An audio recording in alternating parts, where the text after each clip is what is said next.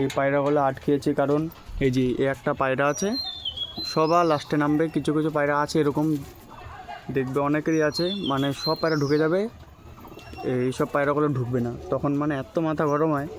এই যে আর যখন আমি এগুলো আটকেছি কারণ যখন আমি গেটটা খুলি এই পায়রাগুলোও বেরিয়ে যায়, তখন একটা ঢুকতে চায় না,